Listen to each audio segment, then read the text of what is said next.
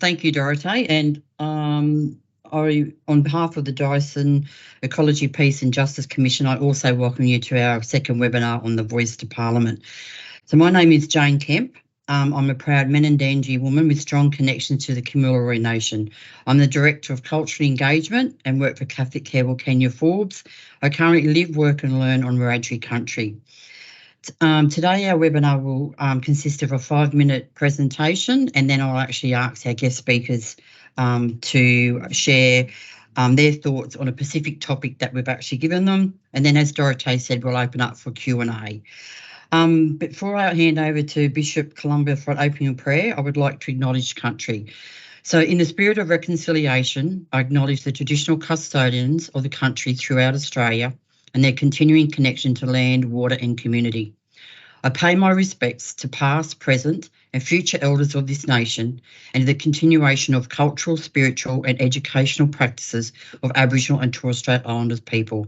I extend this respect to all Aboriginal and Torres Strait Islander peoples here today and to the many communities in which we all live, work and learn. I'd like to hand over to Bishop Columba for an opening prayer, please, Bishop. In the name of the Father, and of the Son, and of the Holy Spirit. Amen. O God, who called all people into being and made them in your image and likeness, give us the spirit of wisdom, understanding, and respect as we go forward toward the historic referendum in October. We pray for continued respect and reconciliation between all Australians, especially those who have been here for thousands of years. We ask and beg for your mercy. We ask all this through Christ our Lord. Amen. In the name of the Father, and of the Son, and of the Holy Spirit. Amen. Thank you, Bishop. I will actually now do a bit of a presentation, like a 5-minute presentation, which is around about the Voice to Parliament. So I'll actually share my screen. Okay, so the Voice to Parliament. The Voice to Parliament vote will be the first referendum in Australia since 1999, with Australians asking to vote on the following question: a proposed law to alter the Constitution to recognise the first peoples of Australia by establishing an Aboriginal and Torres Strait Islander voice. Do you approve this proposed alteration? And we will respond with yes or no. So the First Nations people have been talking about having a voice, having representation of Aboriginal and Torres Strait Islander peoples for a very, very long time.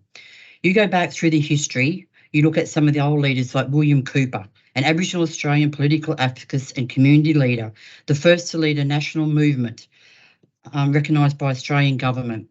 Some of the great big movements our country has seen from Aboriginal and Torres Strait Islander peoples has been very much focused on this issue of genuine representation of Aboriginal and Torres Strait Islander people and their voices on the issues that impact their lives and their communities. We saw more recently in 2017 the release of the Uluru Statement from the Heart, the invitation from Aboriginal and Torres Strait Islander peoples to the broader Australian community saying, yes, we want to be recognised in the Australian Constitution and we want that recognition to be meaningful, we want it to be practical, we want it to be true a voice. The proposed changes to be made to the Constitution were clearly outlined in your official referendum booklet. So the proposed changes to the Australian Constitution, so in recognition of Aboriginal and Torres Strait Islander peoples as the first peoples of Australia. So this is about recognition.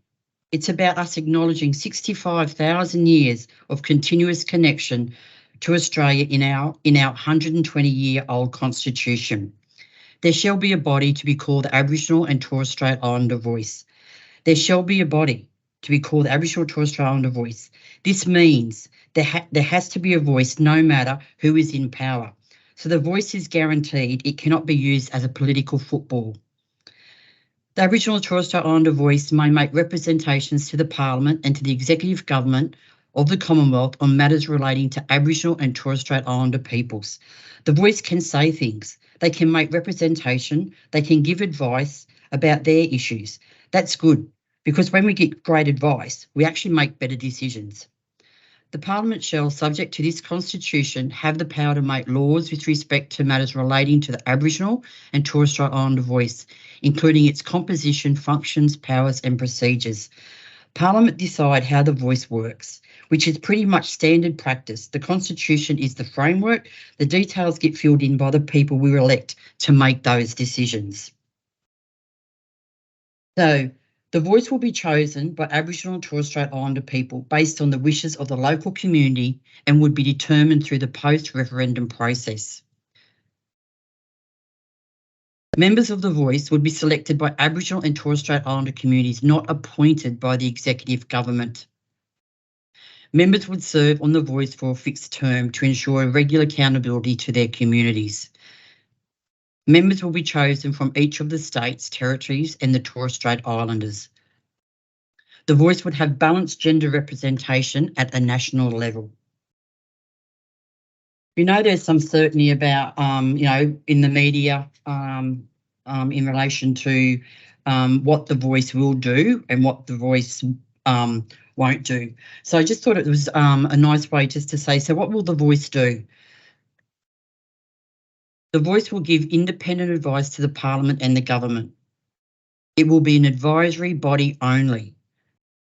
The voice will be chosen by Aboriginal and Torres Strait Islander people based on the wishes of local communities. The voice will be empowering, community-led, inclusive, respectful and culturally informed. The voice will be accountable and transparent. The voice will work alongside existing organisations and traditional structures. The voice will not have a program delivery function. The voice cannot veto laws or policies. The advice is not binding. It won't deliver funding. It won't conduct research and it won't mediate disputes.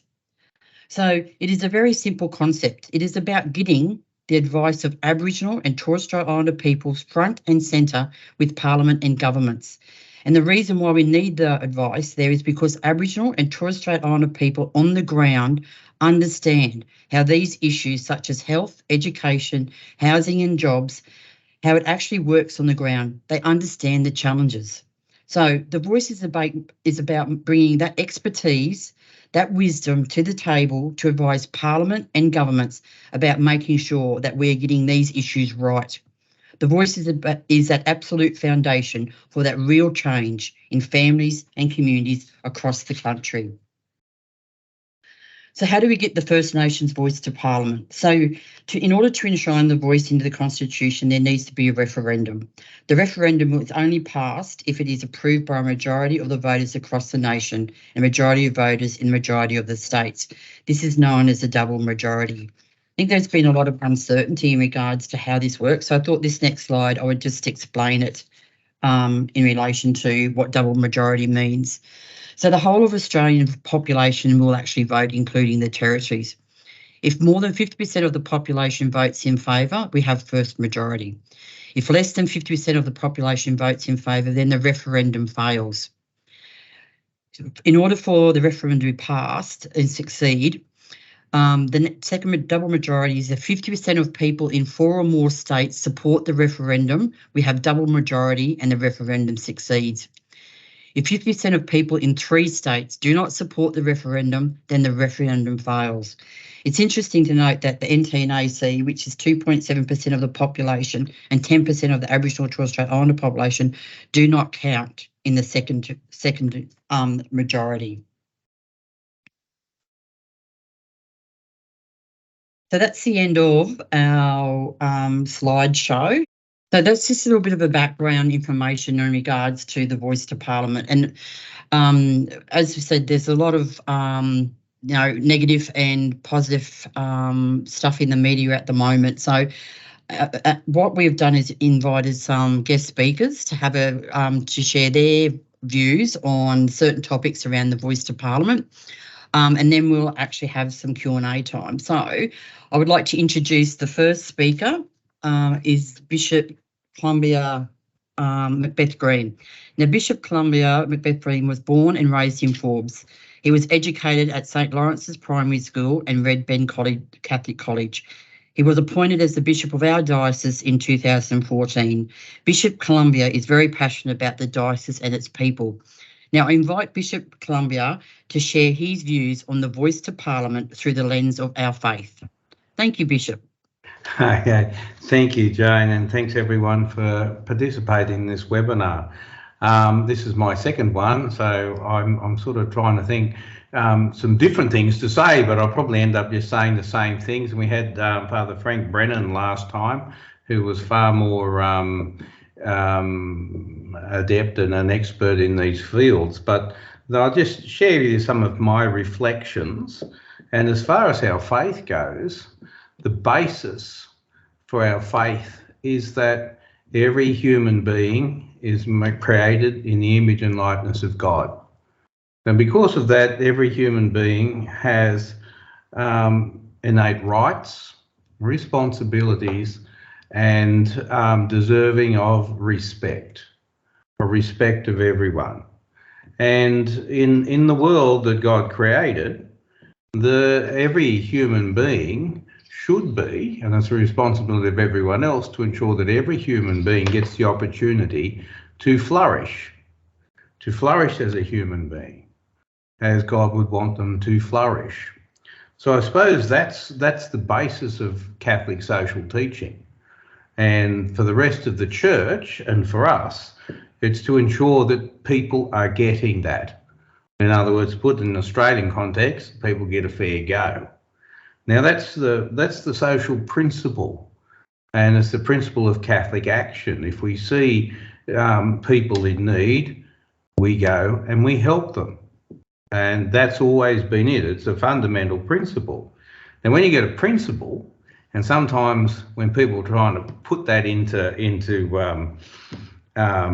action, they might have all the good incentives and the right ideas, but sometimes they get it wrong.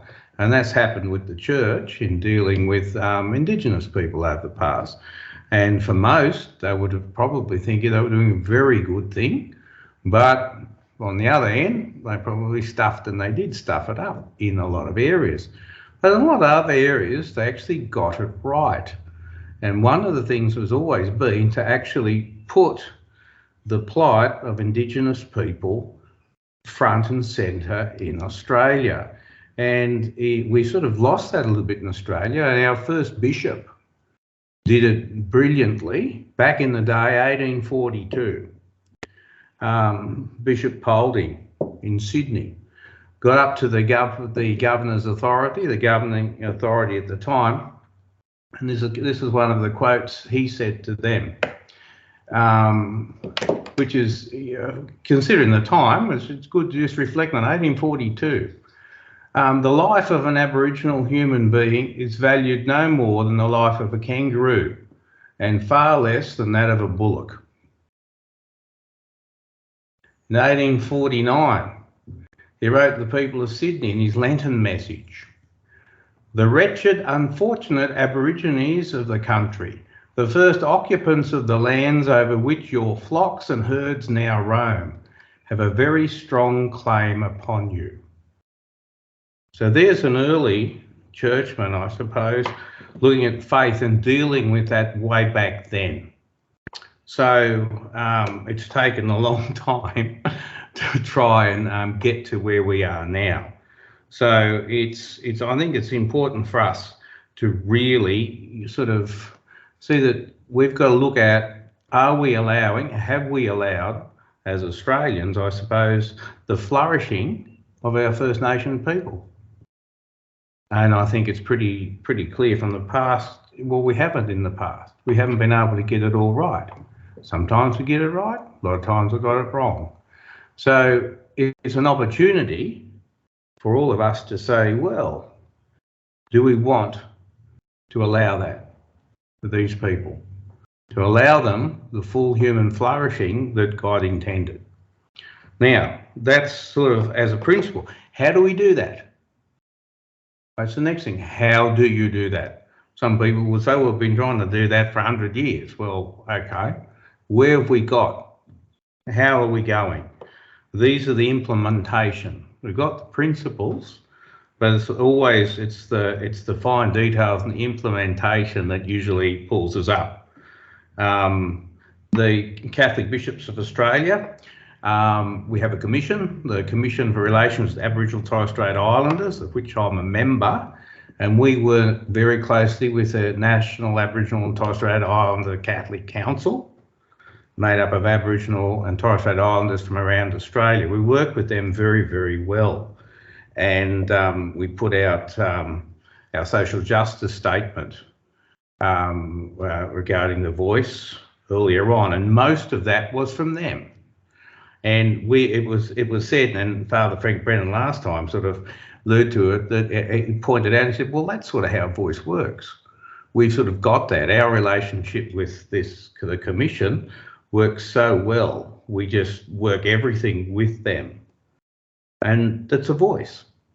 So I suppose the principle that we have, which I like to quote, and that's Pope Francis at the Synod, the Amazon, said regarding Indigenous people, and I think this is important to remember too, that they know how best to engage with their particular issues that are particular to them. They're the people we've got to engage with. And he said, they are our principal dialogue partners, those from whom we have the most to learn. Their words, their hopes and their fears should be the most authoritative voice at the table. Otherwise, the result would be, once again, a plan drawn up by the few for the few. And the same could be said for the Indigenous peoples of Australia. So that's just, so the principle's pretty solid, but how do we get it today? Well, it's discerning the right way to implement it, and that's the problem. And that's where we need sort of respect, and we just need discernment. We don't need people attacking people that have different views. Like we've seen that in the media. Some of it's been atrocious. Name calling on both sides, and it's putting a wedge and it's clouding the actual issues. So for us, we follow the principles of synodality, which is just discernment. Find out as much as we can and take that in prayer to the Lord. Discern what needs to be done and how to do it. And we've got those principles. So when everything's, is this going to help? Will this help? Will this help our First Nations people? And the best way to find it is ask them and ask the good Lord. And that's what we ask everyone to do. That's the discernment process. That when they come to vote, they will vote with a heart and a conscience enlightened by Christ and enlightened by dialogue with the people on the ground, our Indigenous people, and hopefully the sensibilities and the facts. So I don't know, that's sort of, I suppose that's nothing new, but the space that really is important for us, I think, is respect, dignity, and a little bit of unity. Because I think when we're looking at the debate now, it's really going down to this horrible, just attacking each other, and the core is being lost. How do we allow people to flourish as God intended them to flourish? Is this going to help? Is there another way that's going to help better? Is it not? That's sort of the issue. And if it's not this way, well, what's the other way? Where else can we go? So I suppose that's my little, I'll add that to it and I'll leave it there. Thank you very much, Bishop. Thank you for sharing those views through the lens of faith anyway, so we appreciate it. So our second guest speaker is Lynda Edwards. Now, Lynda is a proud Wakamara, but is that Barkindji woman, is a dedicated voice to her community and a passionate advocate for the financial rights and inclusion of First Nations people. For more than 17 years, Lynda has worked in the financial sector, initially as a financial capability worker, then a financial counsellor, and now in policy and advocacy.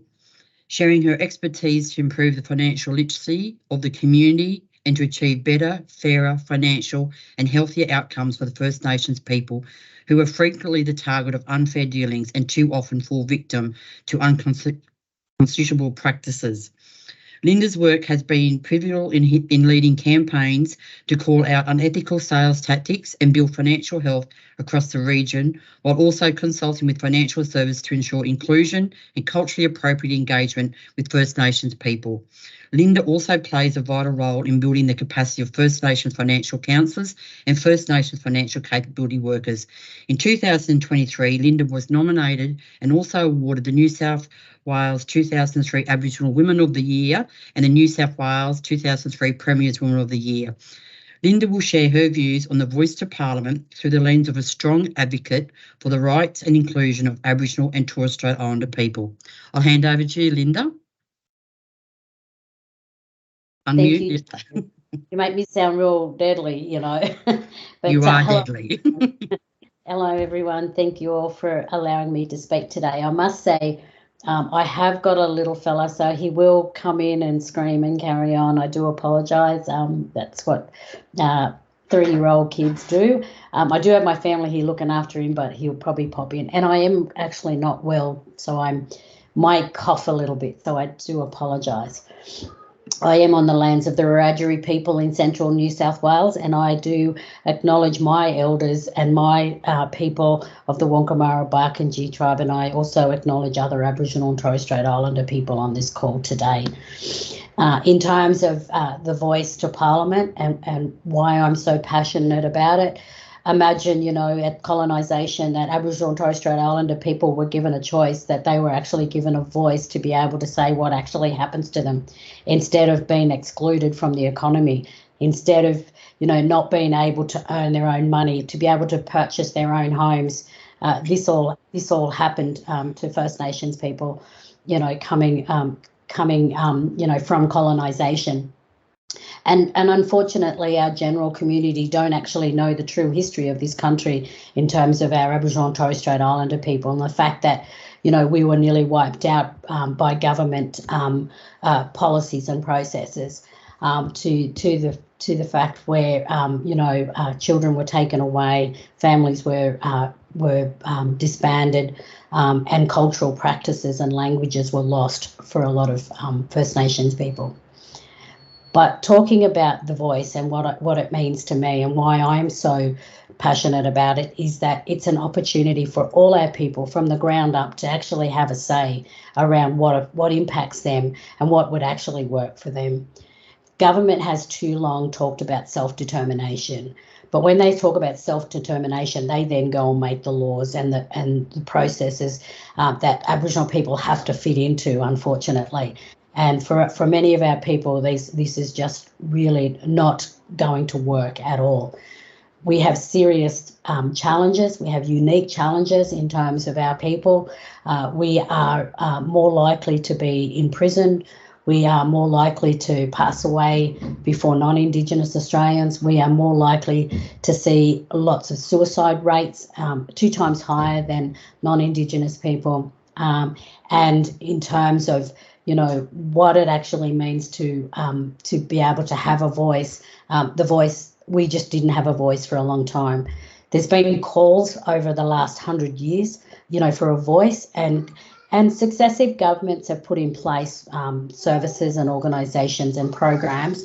But what happens then is that the next government that comes in, they either defund it or they just get rid of it. And we've seen this over and over and over again over the last 100 years. I think it's time now that, you know, that people's voices, that community voices are really heard. And what I ask people to do is really listen, you know, to what people are saying, particularly First Nations people are saying. In terms of why I think it needs to be in the Constitution is simply that. Successive governments along the way, when programs or when organisations are created by government, come in and then defund them and get rid of them. And so the voice itself needs to be enshrined in the Constitution so that no government can get rid of it and all government have to work with it. The fact that this referendum is also going to recognise Aboriginal and Torres Strait Islander as the first peoples of this country is really close to my heart. When I think about when I was born in 1964, I was not even counted as an Australian citizen in this country. I was either flora or fauna. And so to be recognised that we are the first peoples in this country, on this land, is really, really important. And I think it gives pride back to the Aboriginal and Torres Strait Islander people in terms of that, what that looks like. So when I think about, what's actually going on in the world at this particular time with the toing and froing, the voice will not be a political football, cannot be used as a political football. It cannot be used politically for those services that may want it, or those governments that may want it, or those governments that don't want it. It's there, and it's going to be there forever if the vote is yes. And I think that's going to be very important for our people. So we see all the time with people that come to the services for financial counselling and capability, the challenges around understanding what money is. And when you've been excluded from the economy right from the get-go, and money really has only been in our society for just on 3 generations, you can understand why there's very limited knowledge around financial literacy.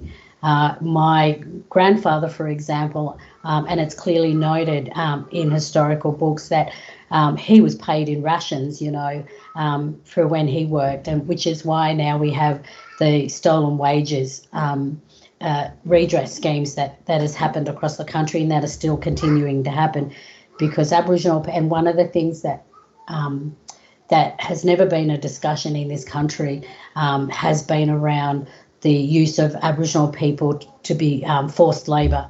So, we Aboriginal and Torres Strait Islander were potential slaves in this country before they were able to be paid a decent income to be able to support their families.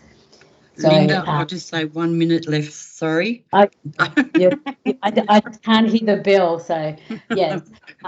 Look, what I can say in terms of, but my belief and what I say to people is just be informed. Like, don't throw your vote away. That's what you're doing if you're going to vote no because you don't know. You're throwing away an important vote. You're throwing away your voice to what you believe to be.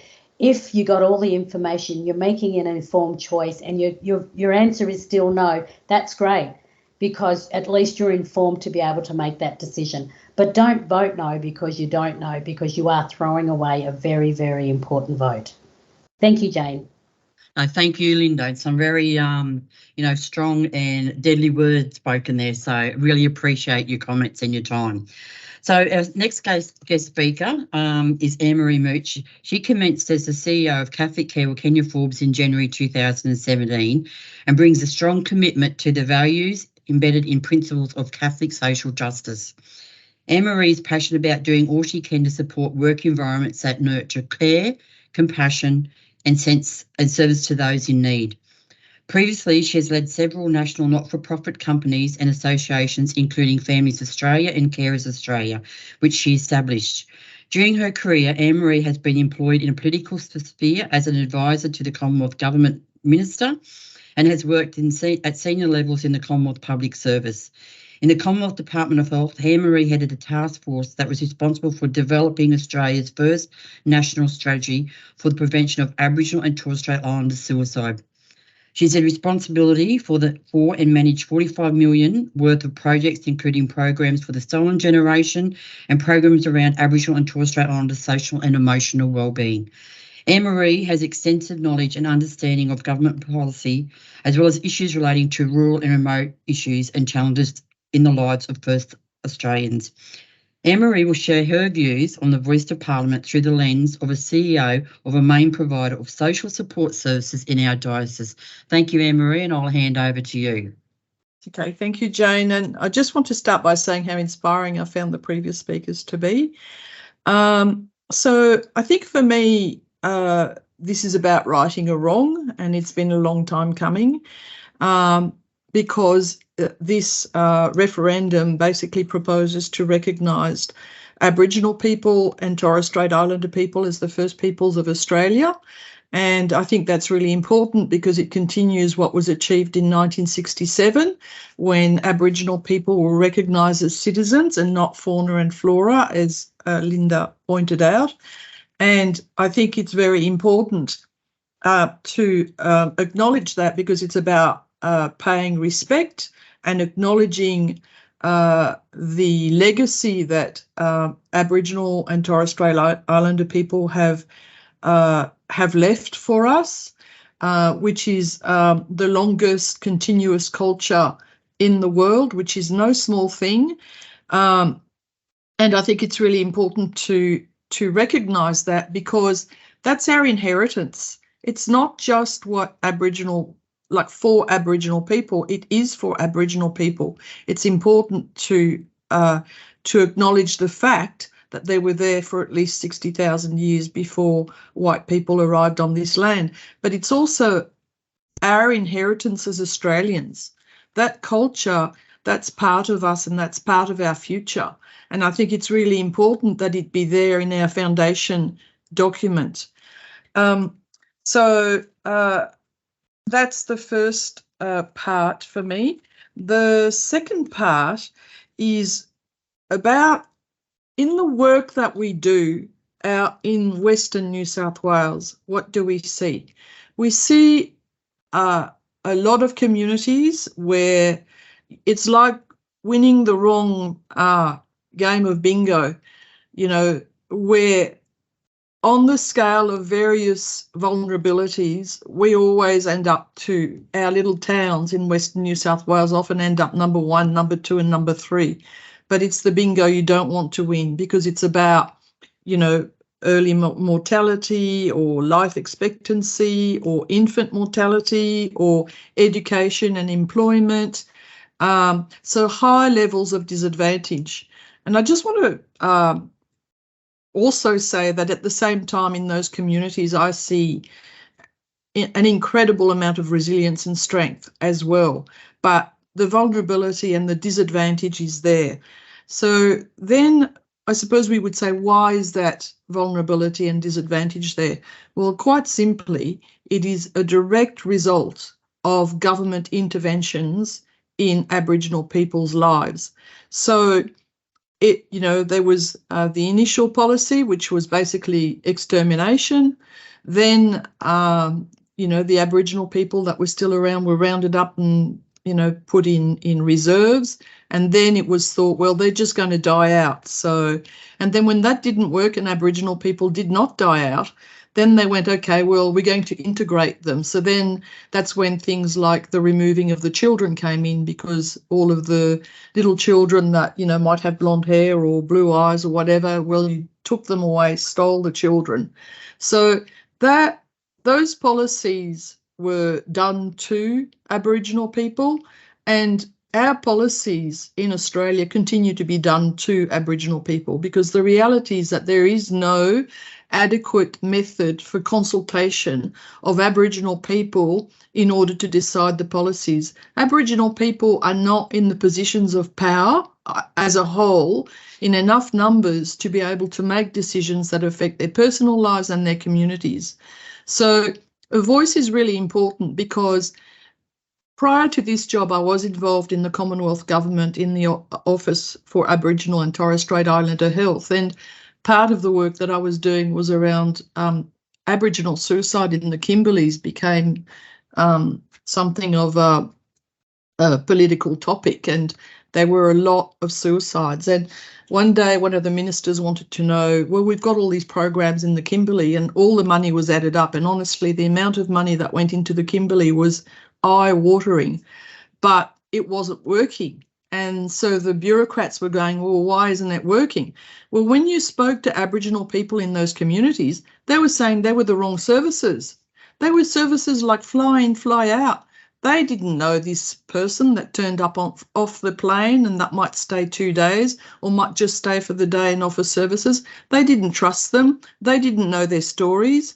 And that's what happens when you have services or policies that are delivered without consultation. And so listening to people is really important. And let's face it, none of us like to have things done to us without having asked us if that's okay. So it's not just, you know, Aboriginal people that aren't too fond of that sort of approach. It's all of us. So 1 minute, Anne-Marie. Sorry to. okay, so well, I can do that quite quickly. So I think setting up a voice, I mean, firstly, I think it's, you know, we shouldn't expect that whatever it is we set up, it's going to be perfect. It's not, but there is always room for improvement later on. And I think symbolically to say yes would be a really significant thing for Aboriginal and Torres Strait Islander people in terms of their social and emotional well-being, because I think it would really, you know, boost the sense that the work that they're trying to do, the results that they're trying to get are being heard, and now they have a pathway for that. And hopefully the states and territories would also join in setting up their own as well. So I think it's really important to listen. We do that in our own organisation, and actually the results are that I think we provide better services, not just for Aboriginal people, but for all of our clients. It's often a source of really amazing ideas. So I think a yes vote would improve policies, probably save a lot of money, and hopefully get some real results on things like close the gap that basically haven't made any progress in 10 years. Thank you, Anne-Marie. Now, I would like to introduce our last guest speaker. Sturt McMinn is a culture man from the, is it Darrigan, Stu? Yep. And Gubba Nations. Sturt has been professionally performing cultural dance for 17 years. Sturt is not just a performer, he is a cultural educator whose expertise is vast and spans across many disciplines. Sturt has formal qualifications in frontline management, clinical supervision, and a postgraduate diploma in professional practice. Sturt facilitates cultural workshops for all organisations from corporate to non-government. Sturt's cultural knowledge has been obtained over many years and has wonderful ability to translate his cultural lens in a way that invites others in to share in a culture that has thrived for 120,000 years. Sturt will share his views on the Voice to Parliament through the lens of reconciliation. I'll hand over to you now, Sturt.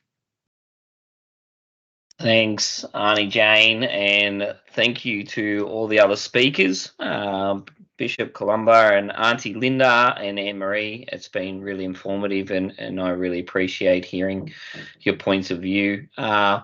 Just want to quickly acknowledge country and all our old people, past and present, and all of your ancestors that have brought you here today as well, because without your ancestors, we wouldn't be sitting here together. So a lot of respect to everyone's ancestors.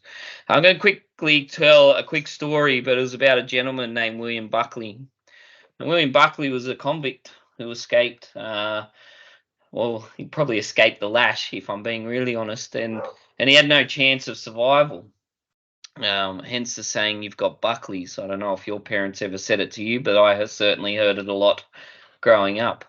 But William Buckley, when he escaped, he was found by an Aboriginal man in the bush, and the Aboriginal man extended the hand towards William Buckley and took him in and made him his kin. William Buckley not only survived in the bush, he thrived for 8 years, where he ended up having a family and children, lived amongst First Nations people in Victoria for quite a long time. Reconciliation has been a story for Aboriginal people and Australians for 235 years now. And I just want to touch on something that Anne-Marie said in regards to our heritage and our inheritance. When we start to celebrate and involve First Nations people in Australia, we don't lose 235 years of history. We gain 120,000 years of culture and knowledge. And for me, it's a really big story. And something that I think we need to celebrate as all Australians. From a cultural perspective, First Nations people have always had this thing called sit-down ceremonies. And sit-down ceremonies were performed when people were travelling country and tribes would come together. And what would happen is our elders would say, has anyone wronged you in the past? And another tribe may say, yep, These people have wronged me. And the elders would say, all right, well, you can't travel to a ceremony. You can't go to men's or women's country until you sort out your issues. And often we would sit in front of our Creator in sacred places, and we would have those conversations. And from there, we would have to resolve it before we could go and move forward together, or before we could move on to sacred places again. The voice provides an opportunity for First Nations people to sit down and have those conversations with the heads of Australia. Nobody really will be affected massively by this decision besides First Nations people. The rest of Australians can close their door whether the no vote gets up or whether the yes vote gets up, and not have to deal with the repercussions of this overly. First Nations people are the people that will be affected by this decision. And it's something that I think that we really need to consider, not for us, but for our children's children. In 1967, 93.7% of Australia voted yes to include First Nations people in the census, and no longer refer to us as flora and fauna. Huge step towards reconciliation. Huge step.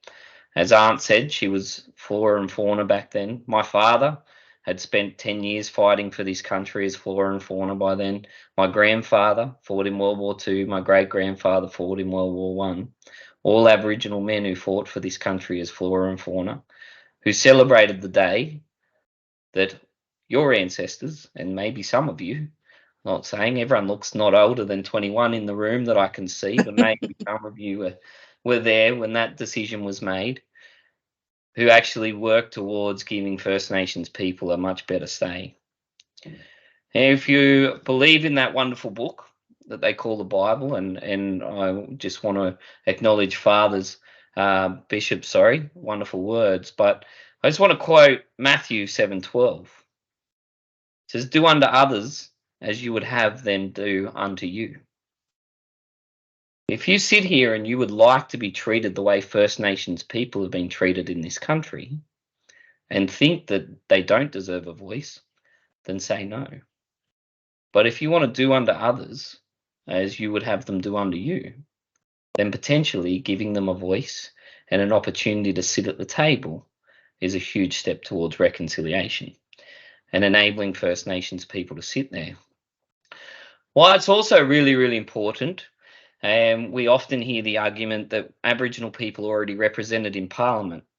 We need to acknowledge that those people are actually aligned with major parties. And most people will, most parliamentarians or politicians will make decisions based on their constituents, the people that can vote them into power. First Nations people are 3.5% of the population. We are not swaying anyone's position. We are not helping anyone get into power. And those people that are Aboriginal or Torres Strait Islander in Parliament, as I said, are aligned with those major parties. So they still have to tie the party line. A voice will be held accountable to community, and community's voices will be at the table. And so I think it's something that's really, really important to consider in this conversation, is that it's an unsolicited voice that comes from community, and it's not blurred by party lines or party procedures or anything like that. And so this voice will actually be really, really important for us. Now, I don't know, sorry I missed the start, Auntie Jane, because I did a 10-hour drive from Barorona today back to the Central Coast, so I'm on the back end of that trip. But I wasn't sure if we shown the the lines that are going to be included in the. We have. Yep. So that was part of the presentations, Stu. Yeah. So I could give you one more minute to talk if you had to finish up for us. That would be great. Perfect. Those 3 lines are all you need to vote on. What it looks like afterwards, what it smells like, we don't know yet. That's for the politicians to work out afterwards. But if you see those 3 lines and you think that it's worthwhile, then for me, I think it will go a really long way towards reconciliation between First Australians and the rest of Australia. And actually, by including us means we aren't segregated any longer, and that we are all connected, and we can all celebrate the wonderful country that we call Australia. And we can also celebrate the 650 different tribal groups that will then be named and included as part of Australian Constitution as well. So thanks for your time. Hopefully that got my message across loud and clear. Thank you, Stuart, for your views. So now it's time for, I'll open it up to the people who are participating in the webinar. If you have any questions or comments that you would like to ask one of our panel members, you can either raise your hand or you can actually, I have a raised hand already, so Dorothea, would you like to ask your question and to who? Thank you, Jane, and thank you, Bishop, Lynda, Anne-Marie and Stu. Really enjoyed your presentations. My question is for Lynda. Lynda, when I asked you a long time ago about the voice, you said something to me about the voice being the stepping stone to treaty. And can you explain to me what treaty means? Thanks, Dorothy. That's a very good question. That probably would have been better to go to Stuart, but I'll try my best in terms of that. Look, no, I believe that there needs to be a treaty somewhere down the line. But I think at this particular time, this vote, this referendum is really important to actually continue the conversations around treaty. There are states that are already have got treaty or that are very close to treaty, but there are states that actually there's been no conversation. So the fact is that we want to have a national treaty at this particular time is just not going to be viable, particularly for those states and territories that actually has not even started the conversation. So I think, when you have the voice, this is an opportunity for those, and how the voice looks, as Stuart said, we don't know, and the makeup of that advisory council can be changed at any time by government. It's just that the voice itself can't be changed. So, there could be a possibility that, the leaders at the table can actually start talking about a Commonwealth treaty rather than just state. Excuse me, sorry. I hope that answers your question. Thank you, Lynda. Now, does anyone else have a question that they would like to ask anyone? If it's even one that if you're uncertain about, or there's something that you've heard that you think, this doesn't sit right with me. We've got some great expertise sitting on this panel today. But I might ask a question of you, Stu, if you don't mind. In your opinion, as a young Aboriginal culture man, how will the voice help people at the grassroots of their communities? How do you think this voice will help? And probably some of those really disadvantaged communities, as well. So. Thanks, Aunt. I think what's really important to remember is First Nations people and culture operates off a very intrinsic kinship system, and those systems are still functioning today. And when you look at our society, we're a system based on obligation and responsibility, not a system based on rights. And so the people in the voice have obligation to the people in the grassroots. They've got obligation to their kin, to their families. And so the people that are sitting there putting these opinions forward actually being held accountable by our communities. So grassroots voices are going to be able to reach the top, as opposed to our current system where you may have people that are in a position of privilege or power, but not necessarily bring those voices to the top. It's going to be a very different kind of system. And for me, the big thing is the kinship and the obligation and the responsibility that will shine through when those voices, because essentially if someone's not putting those voices forward, then they won't actually stay on the voice very long, because our community will go, sorry, you're not doing your job. We actually need someone who's going to do the job. So I think, number one, that's a really important thing to remember. Number two is that you will have First Nations people undertaking the consultation, and so they know where our communities are. So they will sit with our communities and listen and learn, rather than just going to an already made structure like a land council. Land councils have, might just need to mute some people there. So land councils have some of our community, but we don't always reach all of our community. So they will be able to find and reach the majority of our communities during that consultation. Hope that answers the question there. Thank you. I'd just remind, if you're not going to speak, could you just turn your mic so there's some background noise coming through as well. So we have a question in the Q&A. So what might we learn as a nation and as a church from the type of body that would be the voice? Bishop, would you like to have a... Yeah, or anyone would like to. Well, I'll do the church one, which will probably come out to and like I said, it's being able to actually sit around the table. I think that's what's just said, and treat each other as human beings, and to listen, because without dialogue, you'd get nowhere with anybody. So, I mean, it's got to start with a dialogue, and that's what I said. We've found that so far that, you know, I found it great being on this commission and dealing with Indigenous people. You learn so much, and it's a two-way thing. We work together, but they have a voice that's part of our system, and I think that's what we could give to the whole nation. That would be my hope, but someone else on the panel might be better off as far as a national sort of political thing might go, because I'm not really qualified in that area. I think that the insight's quite well said, Bishop. There is a comment in the Q&A section. So this is a fact check. It's Aboriginal people were never considered flora or fauna pre-1967. They didn't have citizen rights. Please don't perpetuate this incorrect assertion, as it does a disservice to the Yes Vote campaign. Refer to ABC fact sheet.